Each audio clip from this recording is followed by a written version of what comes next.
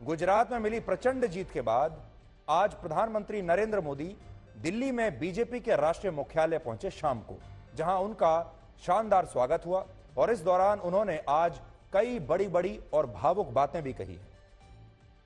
आज आपको सुनना चाहिए कि गुजरात में इस ऐतिहासिक जीत के बाद उन्होंने क्या क्या कहा है। हम एक एक करके आपको बताएंगे क्योंकि वहां बड़ी संख्या में बीजेपी के कार्यकर्ता मौजूद थे। अब आप देखिए एक एक करके उन्होंने आज क्या बातें कही हैं, सुनिए। भाइयों बहनों, हमें निरंतर विपरीत इन जुल्मों के बीच में आगे बढ़ना है। हमारी कसौटी है और मैं तो कभी कभी मानता हूं, और खास करके 2002 के बाद मैं विशेष रूप से मानता हूं, शायद मेरे जीवन का कोई पल ऐसा नहीं गया, कोई कदम ऐसा नहीं रहा जिसकी धज्जियां न उड़ा दी गई हो, जिसकी आलोचना नहीं, धज्जियां उड़ा देना, बाल नोच लेना। लेकिन इसका मुझे बहुत फायदा हुआ क्योंकि मैं हमेशा सतर्क रहा। हमें अपनी शक्ति को बढ़ाते रहना है और कठोर से कठोर झूठे आरोपों को सहने का सामर्थ्य भी बढ़ाना होगा साथियों, क्योंकि अब जुल्म बढ़ने वाला है। अब मान के चलिए, मुझ पर भी बढ़ने वाला है, आप सब पर भी बढ़ने वाला है, क्योंकि ये सहन नहीं कर पाएंगे, ये पचा नहीं पाएंगे। और उसका जवाब यही है, हमें अपनी सहन शक्ति बढ़ाना है, हमें अपनी समझदारी का विस्तार करना है, हमें अधिक से अधिक लोगों को समावेश करने की दिशा में अपने हाथ चौड़ा करके लोगों को स्वीकारना है, स्वागत करना है। भाइयों बहनों, इस चुनाव में अब बहुत लोगों को जानने पहचानने का भी अवसर मिल चुका है। पिछले कुछ चुनावों का एक बड़े कैनवास पर एनालिसिस करना चाहिए कि जो अपने आप को न्यूट्रल कहते हैं, जिनका न्यूट्रल होना जरूरी होता है, वो कहां खड़े होते हैं, कब कैसे रंग बदलते हैं और कैसे कैसे खेल खेलते हैं, वो अब देश को जान लेना बहुत जरूरी है, बहुत जरूरी है।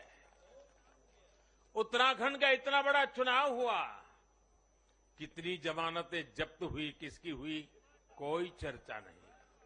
हिमाचल में इतना बड़ा चुनाव हुआ, कितने लोगों की जमानत जब्त हुई, कितने लोगों का बुरा हाल हुआ, कोई चर्चा नहीं।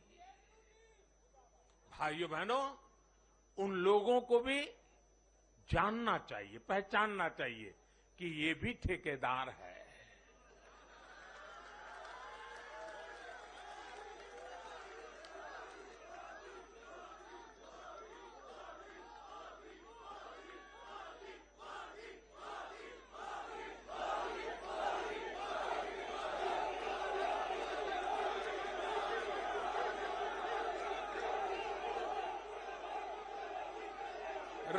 राजनीति में सेवा भाव से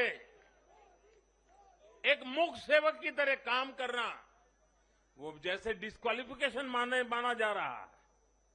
कि क्या नौबत आई है, ये कैसे नए मापदंड लगाए गए हैं। बीजेपी को मिला जनसमर्थन इसलिए भी महत्वपूर्ण है क्योंकि ये ऐसे समय में आया है जब भारत अमृत काल में प्रवेश कर चुका है।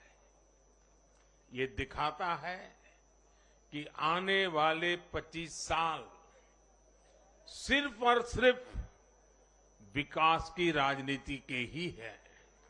लोगों ने भाजपा को वोट दिया क्योंकि भाजपा देश के हित में बड़े से बड़े और कड़े से कड़े फैसले लेने का दम रखती है।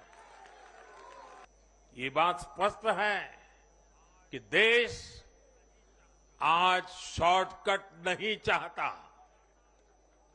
देश का मतदाता आज इतना जागरूक है कि क्या उसके हित में है, क्या उसके अहित में है, वो अच्छी तरह जानता है। देश का वोटर जानता है कि शॉर्टकट की राजनीति का कितना बड़ा नुकसान देश को उठाना पड़ेगा। भाजपा का बढ़ता जन समर्थन ये दिखाता है कि परिवारवाद और भ्रष्टाचार के खिलाफ जन आक्रोश लगातार बढ़ रहा है। संदेश साफ है, जब देश के सामने कोई चुनौती होती है तो देश की जनता का भरोसा भाजपा पर होता है। तो आज शाम को प्रधानमंत्री मोदी ने 3 बड़ी बातें कही हैं जो अभी आपने सुनी भी होगी। उन्होंने एक तो ठेकेदार शब्द का प्रयोग किया है और ठेकेदार से वो राजनीति के ठेकेदारों की भी बात कर रहे हैं और सच के ठेकेदारों की भी बात कर रहे हैं, क्योंकि आजकल आपने देखा होगा हमारे देश में बहुत सारे सच के ठेकेदार हैं, चाहे वो मीडिया में हो चाहे वो राजनीति में हो। उनके बारे में उन्होंने कहा है कि लोगों को ये जानना चाहिए कि वो भी आखिर एक ठेकेदार हैं और वो धोखेबाजी कर रहे हैं, वो पूरा सच जनता को नहीं बता रहे हैं।